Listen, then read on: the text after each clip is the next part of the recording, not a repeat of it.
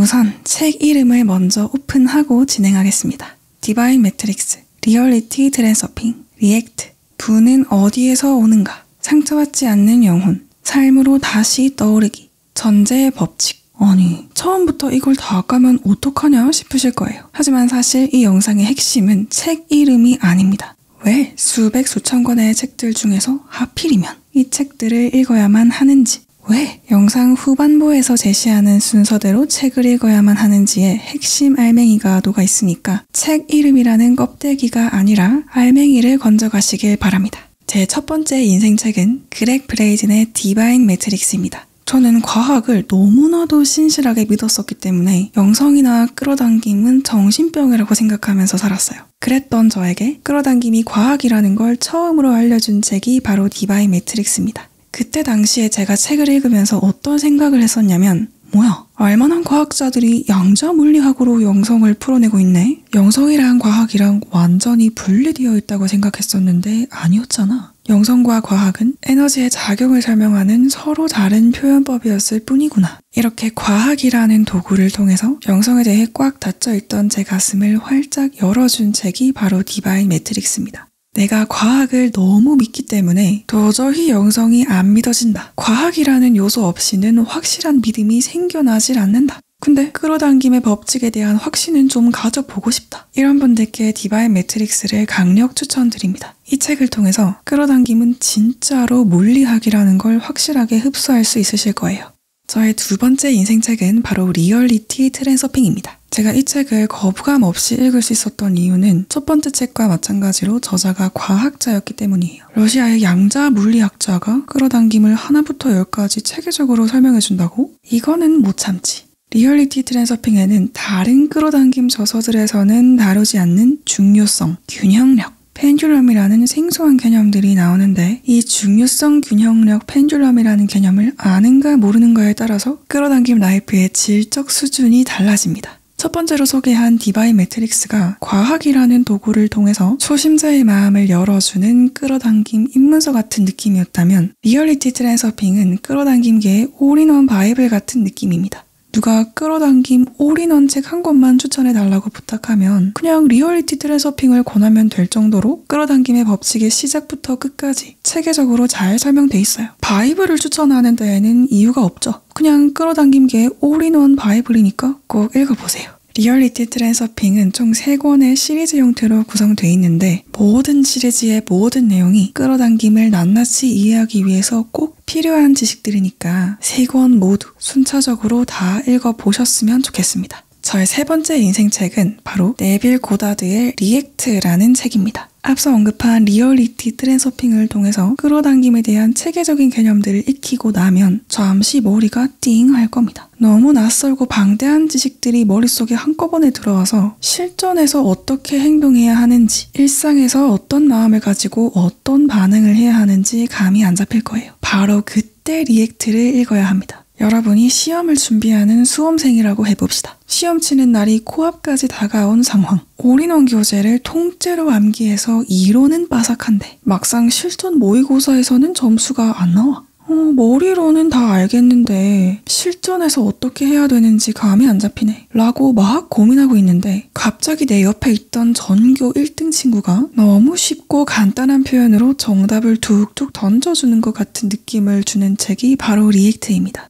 즉, 우리가 끌어당김의 법칙을 일상에서 실천해야 할 때 뭘 기억해야 하는지, 어떻게 반응해야 하는지를 핵심만 쉽고 간단하게 알려주고 있기 때문에 즉시 행동해야 할 때 옆에 리액트라는 책을 끼고 다니면 좋아요. 리얼리티 트랜서핑이 올인원 이론편에 가깝다면 리액트는 실전 행동 가이드 편에 더 가까운 거죠. 머리로는 끌어당김의 법칙에 대한 이론을 알겠는데 매번 실전에서 무너지는 분들께 리액트를 강력 추천드립니다. 이 책이 여러분들의 든든한 실전 행동 가이드가 돼줄 거예요. 뭐니 해도 인생은 실전이니까. 저의 네 번째 인생책은 네빌 고다드의 전제의 법칙입니다. 이 책은 작년에 나왔어요. 아니, 작년에 나온 책을 인생책으로 추천한다고? 좀 이상한데? 싶으실 수 있어요. 사실은 이 책의 모태가 되는 영어 원서 Power of Awareness를 제 인생책으로 소개해드리려고 했는데 여러분들에게 영어 원서를 추천드리기는 좀 뭐하니까 Power of Awareness의 최신 한글판 버전인 전제의 법칙을 추천드리게 됐습니다. 이 책은 딱 법칙 그 자체만 다루고 있어서 짧은 시간 안에 법칙의 핵심을 복기하기에 너무 좋은 책이에요. 또다시 여러분이 시험을 앞둔 수험생이라고 해봅시다. 시험치기 몇 달 전까지는 올인원 교재를 통해서 기본 개념을 충분히 익혀야 하지만 진짜 급하고 시간이 없을 때 벼락치기를 해야 될 때는 알짜배기 요약본 한 권만 보게 되잖아요. 바로 그때 보게 되는 핵심 요약 정리본이 전제의 법칙입니다. 리얼리티 트랜서핑이 끌어당김계의 올인원 이론 교재라면 전제의 법칙은 알짜배기 핵심 요약본 같은 느낌이에요. 전제의 법칙에는 어렵거나 복잡한 용어가 별로 없어요. 굉장히 일상적이고 직관적인 표현으로 법칙 그 자체만 담백하게 설명하고 있기 때문에 끌어당김의 법칙의 핵심 정수만 복습하고 싶을 때, 근데 독서에 투자할 시간은 많지 않을 때 하루 만에 후루룩 읽고 법칙의 본질만 기억하기에 굉장히 유용한 책이에요. 저의 5번째 인생책은 바로 마이클 싱어의 상처받지 않는 영혼입니다. 이 책을 읽고 나서 무의식 정화 없는 끌어당김은 재앙일 뿐이라는 깨달음을 얻게 됐어요. 제가 어떤 상황에서 이 책을 읽게 됐냐? 원하는 걸 다 끌어당겼는데도 여전히 고통스러운 나날을 보내고 있을 때 이 책을 읽게 됐습니다. 도대체 왜 내가 바라던 걸 다 이뤘는데도 이렇게나 마음이 혼란하고 고통스러운 걸까? 이 지독한 의문에 대한 해답을 얻고 싶었는데 우연히 한 블로거가 상처받지 않는 영혼을 추천하는 걸 보고 뭔가에 홀린 듯이 이 책을 구매했어요. 충동적으로 우연히 만나게 된 책이었는데 인생책이 되어버린 케이스인 거죠. 아, 원하는 걸 다 끌어당겼는데도 불행했던 이유는 바로 에고의 특성 때문이었구나. 에고의 특성 때문에 감당할 수 없이 쌓여버린 내면의 덩어리와 억압된 감정으로 범벅이 된 무의식 때문에 원하던 걸 다 가졌음에도 불구하고 고통스러운 현실이 반복되고 있었구나 라는 깨달음을 안겨준 구원자 같은 책입니다. 에고의 고질적인 특성과 억압된 감정 에너지가 어떤 방식으로 우리를 고통스럽게 하는지, 그 고통의 굴레에서 벗어나는 구체적인 방법은 뭔지까지 이 상처받지 않는 영혼 한 권으로 모두 해결할 수 있습니다. 리얼리티 트랜서핑이 끌어당김계의 올인원 교과서라면 상처받지 않는 영혼은 무의식 정화계의 올인원 교과서 같은 느낌이에요. 앞서 말했듯이 무의식 정화 없는 끌어당김은 재앙이나 다를 바 없기 때문에 무의식 정화를 쉽고 간단하게 터득하기 위해서는 상처받지 않는 영혼 한 권 정도는 꼭 읽어봐야 합니다. 겉으로 봤을 때는 딱히 문제될 일이 없고 나름 괜찮아 보이는 삶을 살고 있지만 내적으로는 엄청난 혼란을 반복적으로 겪으시는 분들께 상처받지 않은 영혼을 강력 추천드립니다. 이 책이 여러분의 혼란스러운 내면에 마침표를 찍어줄 거예요. 제 6번째 인생책은 바로 에크하르트 톨레의 삶으로 다시 떠오르기라는 책입니다. 스스로를 영성인이라고 부르는 사람들이 많이 빠지는 함정은 바로 현실과 영성을 철저히 분리하는 거예요. 영성에만 과하게 몰입한 채로 현실을 방치하고 물질 세계, 행동의 중요성 등을 평가절하하는 거죠. 과거에 제가 그랬었어요. 끌어당김을 알기 전에는 영성은 망상이라고 치부하면서 현실에만 과몰입을 하다가 끌어당김을 알고 나서부터는 완전히 반대 극단으로 치우쳐서 현실을 제쳐두고 영성에만 과몰입하는 양극단적인 삶을 살았었어요. 한마디로 중간이 없었던 거죠. 그런 극단적인 사이클에서 벗어나서 영성과 현실이 유기적으로 공존하는 있는 그대로의 우주를 살아갈 수 있게끔 중도의 길로 돌아올 수 있게끔 영성과 현실의 유연한 통합점으로 저를 이끌어준 책이 바로 삶으로 다시 떠오르기입니다. 현실과 영성은 분리되어 있지 않고 매우 유기적으로 공존하고 있다는 거. 현실이 곧 영성이고 영성이 곧 현실이라는 걸 부드럽게 짚어주는 선생님 같은 책입니다. 과거의 저처럼 영성과 현실 사이에서 갈팡질팡하고 계시는 분들께 이 책이 큰 도움이 될 거예요. 제 7번째 인생책은 바로 윌리스 와틀스의 부는 어디에서 오는가입니다. 이 책은 제가 한창 경제적 자유를 꿈꾸면서 살아갈 때 저의 동반자가 되어줬던 책이에요. 내가 과연 경제적 자유를 얻을 수 있을까? 라는 불안감이나 두려움이 불쑥 올라올 때라든가 불을 끌어당기는 게 잘못된 건 아닐까? 풍요로움을 끌어당기는 게 에고의 지나친 욕심이 아닐까? 막 스스로를 검열하면서 죄책감을 가지게 될 때 이 책이 저의 등불이 되어줬습니다. 특히 저는 이 책 덕분에 풍요로움을 원하는 마음이 잘못되지 않았다는 걸 배우게 됐어요. 책의 표현을 빌려서 말씀드리자면 모든 생명체는 신이 표현되는 통로이기 때문에 자신의 풍요로움을 바라는 것은 곧 신의 풍요로움을 바라는 것과 같고 나 자신이 누릴 수 있는 자유의 확장을 바라는 것은 곧 나를 통해서 표현되고 있는 신이 누릴 수 있는 자유의 확장을 바라는 것과 같기 때문에 풍요로움과 경제적인 자유를 원하는 것은 나를 통해서 표현되고 있는 신의 체험이 자유롭고 풍요롭기를 바라는 것과 같습니다. 아직까지도 부나 경제적인 자유, 풍요로움을 끌어당기는 걸 죄스럽고 부끄럽게 여기는 관념을 가지고 있다면, 가난하고 궁핍해야만 영혼을 지킬 수 있다는 고정관념을 가지고 있다면 이 책을 꼭 읽어보시길 바랍니다. 풍요를 끌어당기는 건 잘못된 거라는 기존의 관념이 아름답고 시원하게 부서지는 경험을 하게 되실 거예요. 그때 그 느낌은 말로 표현할 수 없을 정도로 짜릿할 겁니다. 나를 갑갑하게 옥죄고 억누르고 있던 관념에서 해방되었다라는 느낌을 받으실 거예요. 앞서 언급한 리얼리티 트랜서핑이 모든 분야의 끌어당김에 대한 올인원 바이블이라면 부는 어디에서 오는가 라는 책은 부와 경제적 자유에만 초점이 명확하게 고정된 풍요 끌어당김 요약본 같은 느낌이에요. 이 책은 그야말로 부와 풍요로움을 끌어당기는 마인드셋에만 최적화되어 있습니다. 인간관계, 내적인 문제, 영적인 주제, 사사로운 말 등등 필요 없는 장가지들을 모조리 쳐내고 오직 부를 끌어당기기에 적합한 마인드만 매우 간략하게 요약되어 있습니다. 다른 책에 비해서 분량이 워낙 적다 보니까 시간 날 때마다 빠르게 일회독하기에 굉장히 좋아요. 난 다른 거 다 필요 없고 오직 경제적 자유를 끌어당기는 데에만 관심이 있다 하시는 분들은 이 책 하나만 파고들면 될 겁니다. 이렇게 저의 인생책 7권을 다 소개해드렸는데요. 이제부터는 책 읽는 순서를 알려드릴게요. 앞에서 소개한 순서랑은 살짝 다릅니다. 영혼의 자유와 동시에 경제적 자유를 얻기 위해서는 다음과 같은 순서대로 책을 읽는 것이 좋습니다. 디바인 매트릭스, 리얼리티 트랜서핑, 전제의 법칙, 상처받지 않는 영혼, 리액트, 삶으로 다시 떠오르기, 부는 어디에서 오는가, 왜 제시한 순서대로 읽어야만 하는가, 이유를 설명해 드릴게요. 현대 사람들은 교육의 영향 때문에 의식적으로든 무의식적으로든 과학을 매우 신뢰합니다. 그래서 뭘 설명하든지 과학이라는 키워드가 들어가면 조금 더 가슴을 열고 들어보려는 마음이 생겨요. 근데 디바인 매트릭스에서는 과학자가 온갖 과학 논문과 실험 결과를 보여주면서 영성과 끌어당김을 과학적으로 설명하고 있네? 이러면 과학만 믿는 관념체계에 살짝씩 금이 가는 거죠. 그렇게 영성에 대해 꽉 닫힌 가슴을 조심스럽게 열어주는 책이 디바인 매트릭스이기 때문에 이 책을 가장 처음에 읽어야 하는 거예요. 그 다음으로 어떤 끌어당김 도서를 읽든지 간에 어차피 이건 과학이니까 라는 토대적 믿음을 유지하는 데 엄청난 도움이 되거든요. 이렇게 디바인 매트릭스를 통해서 영성과 과학이 분리되어 있지 않다는 것을 인지하고 끌어당김 플러스 과학이라는 키워드에 가슴이 살짝 열렸을 때 또 다른 양자 물리학자가 집필한 리얼리티 트랜서핑을 읽으면 처음보다 더 열린 마음으로 끌어당김에 관한 정보를 흡수할 수 있게 됩니다. 리얼리티 트랜서핑에는 생소한 용어와 개념들이 많이 나올 겁니다. 아무래도 끌어당김계의 올인원 바이블인 만큼 내용도 어렵고 복잡합니다.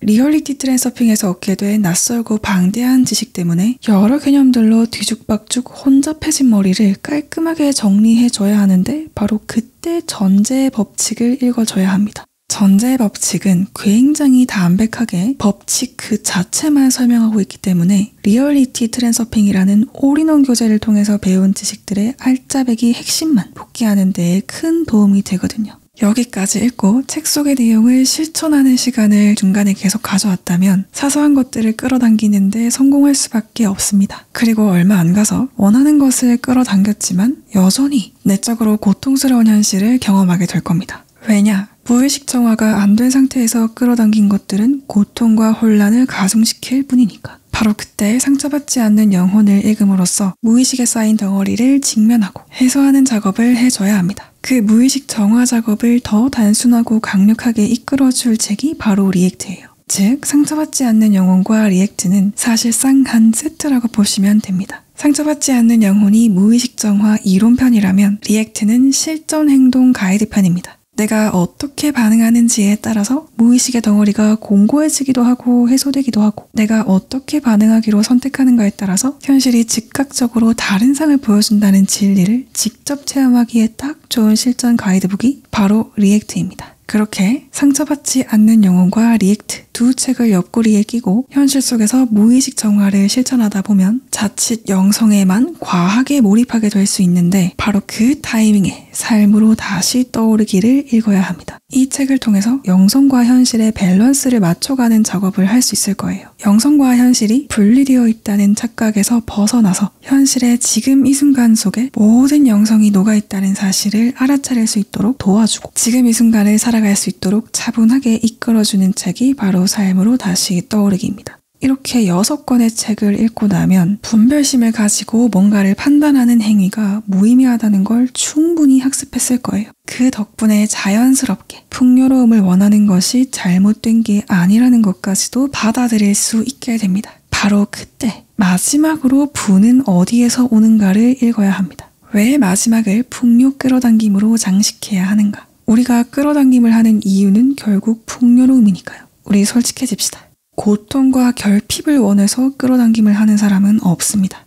육체적 풍요, 물질적 풍요, 정신적 풍요, 영혼의 풍요, 일상의 풍요, 관계상의 풍요로움. 우리는 각자 다른 부분에서 풍요와 번영을 원하기 때문에 끌어당김을 익히고 있는 거잖아요. 그렇기 때문에 부는 어디에서 오는가 라는 책을 길잡이 삼아서 육체, 정신, 영혼 등등 모든 면에서의 풍요로움을 조화롭게 끌어당기는 걸 마지막 단계로 삼아야 합니다. 부와 풍요를 끌어당기는 것을 부끄럽고 죄스럽게 여기는 관념에서 벗어나셔야 합니다. 아까도 말했듯이 모든 생명체는 신이 통하는 통로이기 때문에 나의 풍요로움을 바라는 것은 곧 신의 풍요로움을 바라는 것이고 내가 누릴 수 있는 자유의 확장을 원하는 것은 곧 나를 통해서 표현되고 있는 신이 누릴 수 있는 자유의 확장을 바라는 것과 같습니다. 즉 내가 나의 자유와 번영과 풍요를 바라는 것은 신에게 저주받을 짓이 아닙니다.